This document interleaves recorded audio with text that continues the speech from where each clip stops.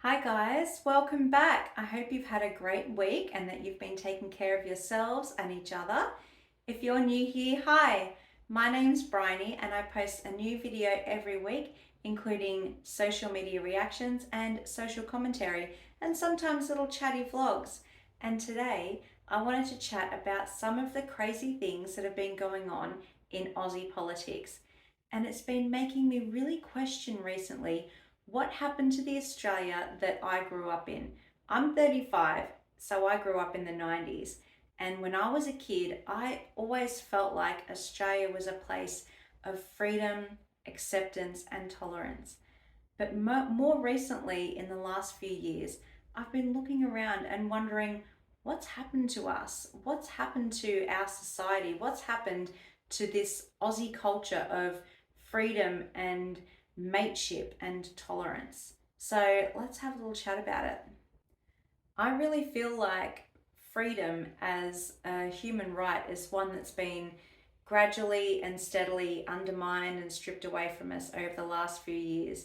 It's really scary to think how we lost our freedom of bodily autonomy and the freedom to make health choices that suit us and our families.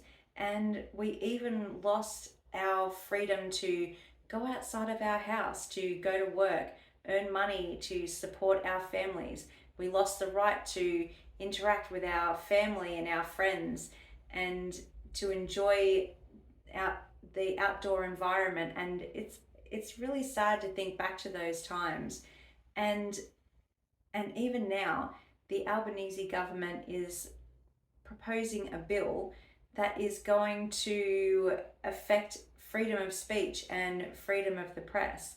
Part of it is going to be that they're going to be fining social media platforms that don't censor certain types of information. And we have seen that as well over the last few years. Certain types of information has been censored, but basically it's going to make it law that the Australian government can fine these social media platforms, like Twitter, for example, for not censoring certain types of information that they deem to be misinformation or disinformation. And it's not just going to affect social media, but also corporate media as well. Of course, we know that corporate media has been heavily swayed recently to push certain types of agendas and certain types of information as being the only truth, and to undermine other types of information as being, misinformation and disinformation. But this is going to affect even, print media and the TV and everything is, it's going to put all the power into the hands of the government and, of course, the industries that fund the government to be the all powerful arbiters of what is truth. And it'll give them all the power to determine what is misinformation and disinformation. And that's really scary and dangerous because when when those powers are the ones deciding what is the truth, it means that their agenda and their narrative can never be questioned anywhere, not in the mainstream media, not in social media, not anywhere. So yeah, this should be a concern for all Australians, even if you are one of those people, one of those sheep who believe everything on the corporate news, who believe everything that the government says. Even if you are one of those people, this should still concern you, that at no point can anything that they say ever be questioned. The government is always going to be biased towards the people and the industries that fund them. And for no one else to ever be able to offer alternative information or an alternative point of view from an unbiased or a different bias, then people aren't going to be able to ever have the true information. People are never going to be able to trust. How can you trust a government that takes away your right to ever question anything that they say or do? To me, that just screams China. It screams North Korea. Like, that's what it is like to live in those countries where the governments are responsible for all of the information and propaganda that is available to the people, and the people don't have any rights to question it or to offer an alternative point of view. And that's really scary. Like, is that really what we want for Australia?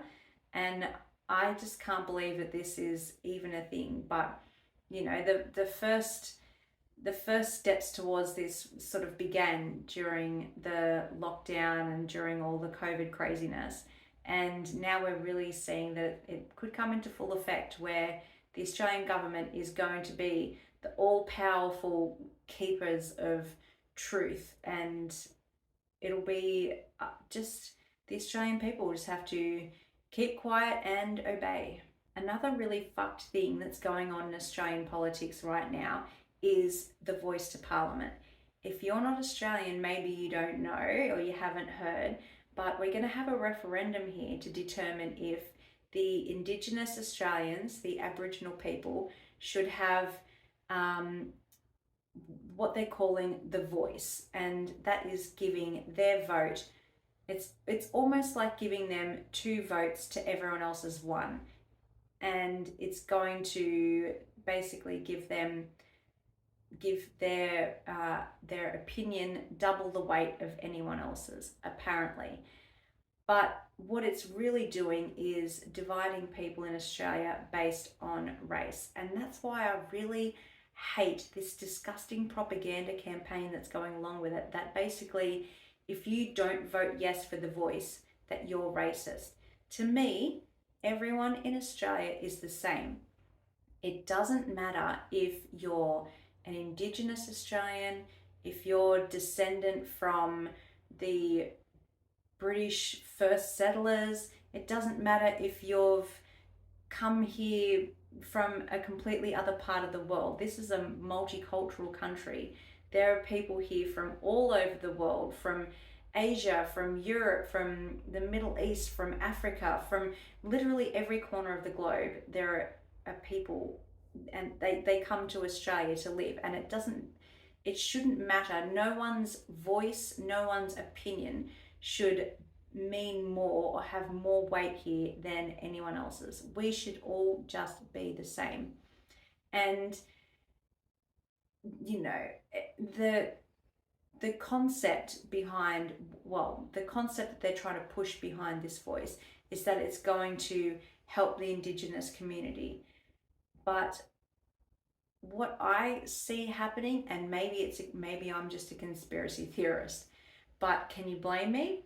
What I see happening is that the Indigenous community are going to become like the government's scapegoat for pushing forward any new laws or any new restrictions on people's freedoms, and blaming it in a way on what the Aboriginal community have voted for. Like, well, the Aboriginal community have voted for this or they've voted for that, when in reality they haven't. I just fear that the Aboriginal community is going to become the government's scapegoat for just doing whatever they want, under the guise of trying to help that community, under the guise of